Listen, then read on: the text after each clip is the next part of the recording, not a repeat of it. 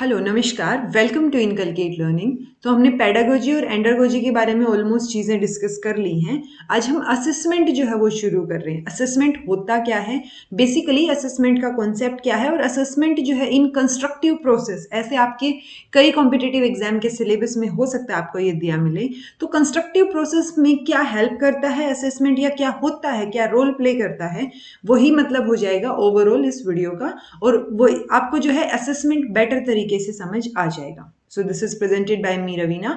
अगर आपको videos informative लग रही हैं सो लाइक शेयर और सब्सक्राइब जो आप इनकलकेट लर्निंग को कर सकते हैं।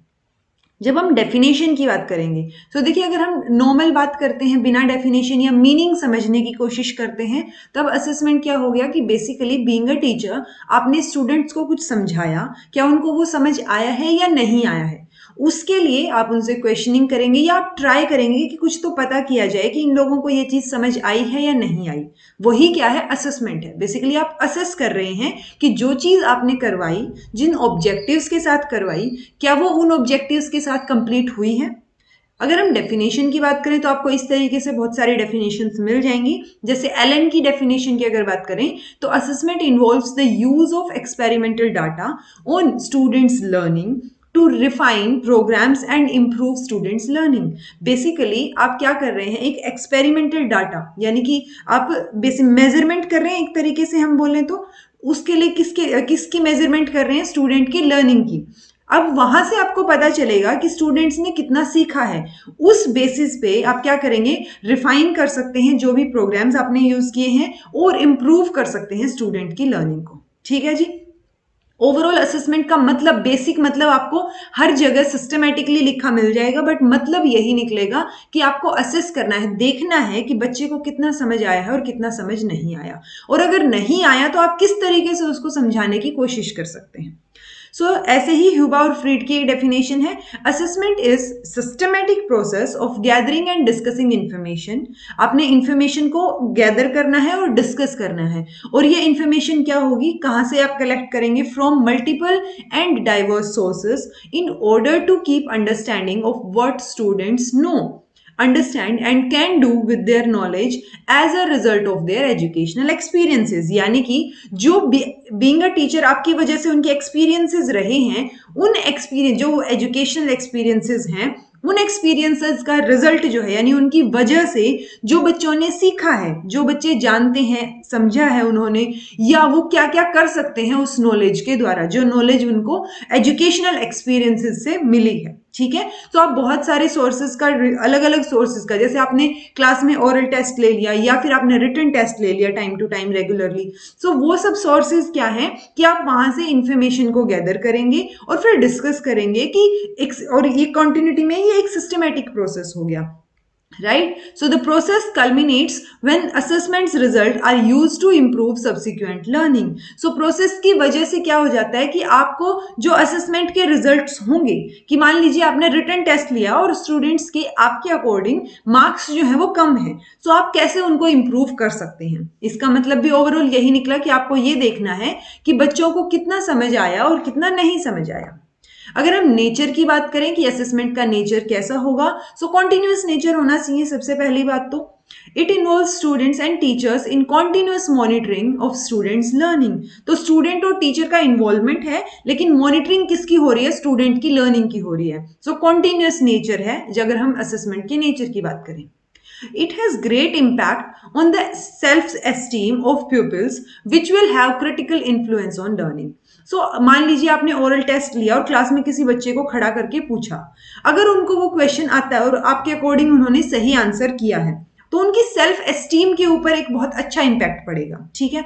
अगर उन्होंने जवाब नहीं दिया तो भी उनकी सेल्फ एस्टीम पे इफेक्ट पड़ेगा, लेकिन हो सकता है नेगेटिवली पड़े। पॉजिटिवली में क्या हो सकता है कि या तो वो ये सोचें कि मैं अगली बार अच्छे से प्रिपेयर करके आऊंगा या करके आऊंगी, मुझे आना चाहिए ये आंसर। और नेगेटिवली क्या हो सकता है कि ये टीचर तो हमेशा मुझसे ही पूछता है या पूछती है। ठीक है। तो ये जो है असेसमेंट जब आप करते हैं, तो जिस भी तरीके से आप असेसमेंट करेंगे, तो वो सेल्फ एस्टीम जो है बच्चों की, उसके ऊपर इंपैक्ट करेगा, और उसका फर्दर जो है वो लर्निंग के ऊपर भी एक इन्फ्लुएंस रहेगा। ठीक है जी। It helps in collection of frequent feedback on students learning and how they respond to particular teaching process approaches. So वो आपने जो तरीके से पढ़ाया वो उसके कैसे रिएक्ट करते हैं, कैसे रिस्पॉन्ड करते हैं, क्या उनको उस तरीके से समझ आया तो वो पॉजिटिवली रिस्पॉन्ड कर रहे हैं, अगर उनको समझ नहीं आया तो वो नेगेटिव रिस्पॉन्स हो गया और उसकी वजह से आपको फिर अपना तरीका चेंज करना पड़ेगा. सो बेसिकली असेसमेंट हमें हेल्प करता है फ्रीक्वेंट फीडबैक को कलेक्ट करने में कि बच्चों को किस तरीके से समझ आ रहा है, अगर नहीं आ रहा तो आपको कहाँ जो है वो मॉडिफिकेशन करने की जरूरत है. It provides an opportunity for close observation of students in the process of learning. So इसकी वजह से जो असेसमेंट का नेचर है उसकी वजह से हमें एक अपॉर्चुनिटी मिलती है बीइंग अ टीचर कि वो जो ऑब्जर्व कर रहे हैं आप स्टूडेंट्स को तो वो क्लोज ऑब्जर्वेशन होगी, क्योंकि आप जो है डेली लाइफ में या जो रूटीन में आपकी क्लासेस हैं उनमें आप उनको ऑब्जर्व कर रहे हैं असेसमेंट की वजह से. इट गिव्स, या फिर हम ये भी बोल सकते हैं कि आप जो ऑब्जर्व कर रहे हैं उसी की वजह से असेसमेंट है. ठीक है, तो ये एक दूसरे के साथ साथ चलेंगी चीजें. It gives students a measure of their progress as learners. उनको पता चलेगा कि उनको भी कितना समझ आ रहा है, तो वो एक लर्नर की तरह कितना प्रोग्रेस कर पा रहे हैं, ये चीज उनको अच्छे से पता चलेगी. नेक्स्ट है फंक्शंस ऑफ असेसमेंट. तो ये जो भी नेचर, फंक्शंस, इंपॉर्टेंस, इन सब में आपको क्या है एक बेनिफिशियल चीज ही देखने को मिलेगी कि क्या क्या इसके काम हैं. जैसे फंक्शंस, बस मैंने आपको कई बार बताया कि वो सिर्फ आप लैंग्वेज को मॉडिफाई कर देंगे. अगर आप कॉम्पिटिटिव एग्जाम की तैयारी कर रहे हैं तो आपको ओवरऑल चीजें समझने की जरूरत है. Monitoring the progress of students, obviously students की प्रोग्रेस को मॉनिटर करेंगे, हेल्प करेंगे डिसीजन मेकिंग स्किल्स में. बेसिकली टीचर के लिए भी हेल्पफुल रहेंगे और स्टूडेंट्स के लिए भी. टीचर के लिए हेल्पफुल कैसे रहेंगे कि वो डिसाइड कर सकते हैं कि फर्दर उनको किस तरीके से बच्चों को पढ़ाना है और कौन सा तरीका यूज नहीं करना है जो कि नेगेटिवली रिस्पॉन्ड कर रहे हैं जिसके प्रति. स्टूडेंट्स के लिए क्या डिसीजन मेकिंग स्किल रहेगी कि उनको और क्या इंप्रूव करना है खुद में. ठीक है, उनकी सेल्फ एस्टीम, सेल्फ कॉन्फिडेंस या जो नॉलेज है वो कैसे एनहेंस हो सकती है, इस चीज को वो डिसाइड कर सकते हैं on the basis of assessment. Screening of the students, तो एक तरीके से आप स्क्रीनिंग ही कर रहे हैं उनकी जब आप असेस कर रहे हैं. Placement of students in remedial courses, अगर उनको समझ नहीं आ रहा है या फिर बिलो एवरेज भी स्टूडेंट्स हैं आपके पास तो आप उनको रेमेडियल कोर्सेज में डाल सकते हैं कि इनको जो है और ज्यादा एक्स्ट्रा फोकस की जरूरत है.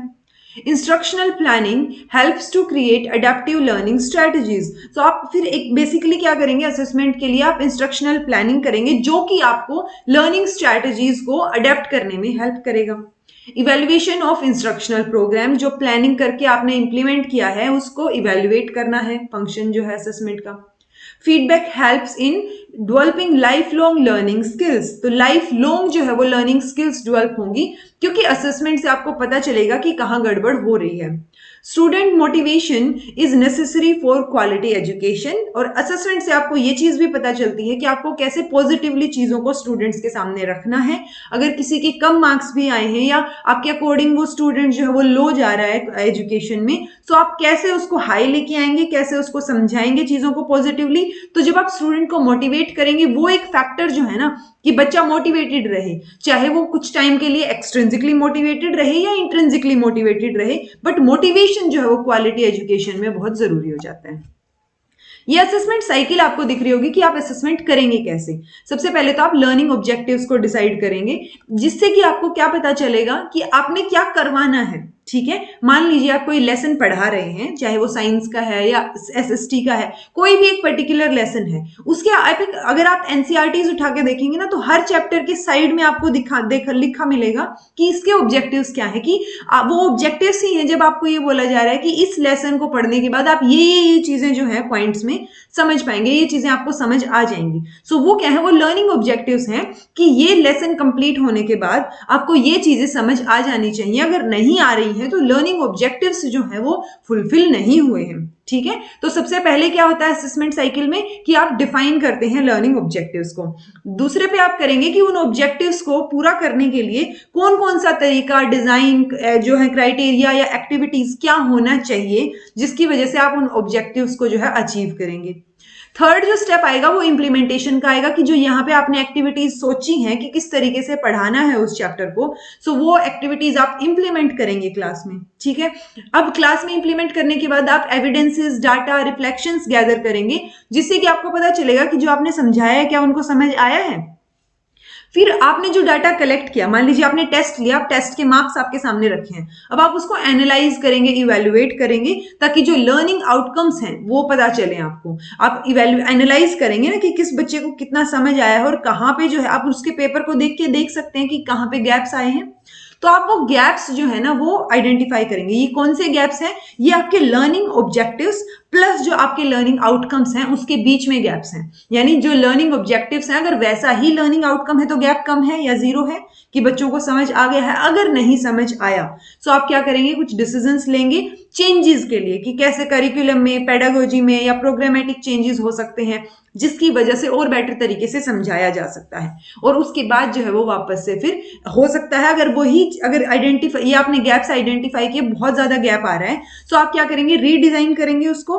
तो जब आपने करिकुलम को चेंज किया या आपने तरीके को चेंज किया, आपने पेडागोजी को चेंज किया, उसके बाद आप रीडिफाइन करेंगे लर्निंग ऑब्जेक्टिव्स को कि इसके बाद हमने फिर से क्या करना है, अब बच्चों को ये समझ आना चाहिए अकॉर्डिंग टू जो चेंजेस हमने किए हैं। ठीक है, सो ये रीडिफाइन, इस प्रोसेस के बाद जब वापस से साइकिल मैच हो रही है तब रीडिफाइन है, अदरवाइज यहां से शुरू हो रही है तो हम डिफाइन यूज कर लेते हैं। ठीक है जी, सो ऑब्वियसली इंपॉर्टेंट तो बहुत हो गया असेसमेंट।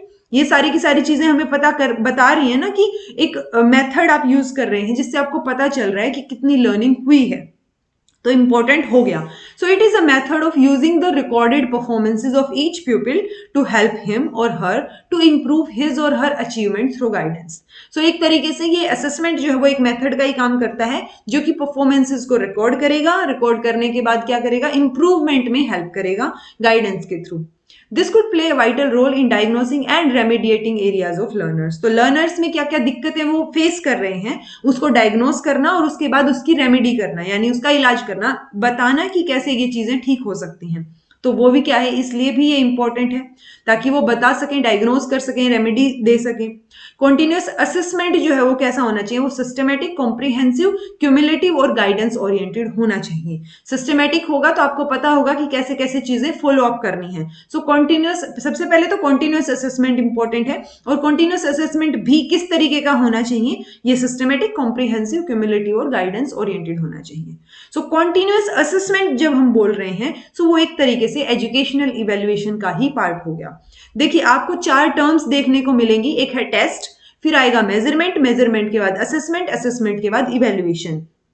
आपको ये पता होना चाहिए कि इवेल्युएशन के अंदर फिर वो सारी चीजें इंक्लूड हो जाएंगी कि आपने सबसे पहले टेस्ट किया, टेस्ट कंस्ट्रक्शन जो है, यानी कंप्लीट टेस्ट क्या होता है, टेस्ट कंस्ट्रक्शन कैसे होती है, वो आपको नेक्स्ट वीडियो में कंप्लीट डिटेल्ड, हो सकता है वो लंबी वीडियो, बट आपको कंप्लीट जो है टेस्ट के बारे में पता चल जाएगा नेक्स्ट वीडियो जो मैं अपलोड करूंगी। सो टेस्ट से, यानी कि अगर आपसे सीरियल वाइज भी पूछा जाए ना कि कौन सा असेंडिंग ऑर्डर है, तो सबसे पहले टेस्ट आता है जिसमें आप क्या करते हैं, एक टेस्ट को प्रिपेयर करते हैं या टेस्ट का कॉन्सेप्ट समझते हैं, तो उसके बाद आप मेजर करेंगे जो भी आपने चीजें जिस बेसिस पे टेस्ट को कंस्ट्रक्ट किया है ना, उसके बेसिस पे आप चीजों को मेजर करेंगे। मेजरमेंट के बाद आप असेस करेंगे, असेसमेंट के बाद जो है फिर आप इवेल्युएशन करेंगे। सो अगर आपसे असेसमेंट पूछा जाए तो उसमें मेजरमेंट और टेस्ट भी इंक्लूड हो जाएगा, मेजरमेंट पूछा जाए तो उसमें टेस्ट इंक्लूड हो जाएगा।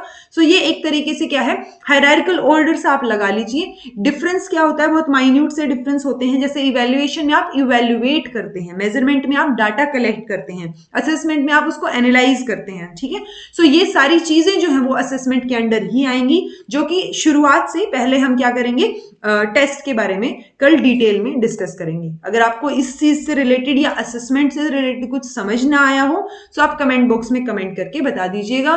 This was all about today, thank you so much for watching.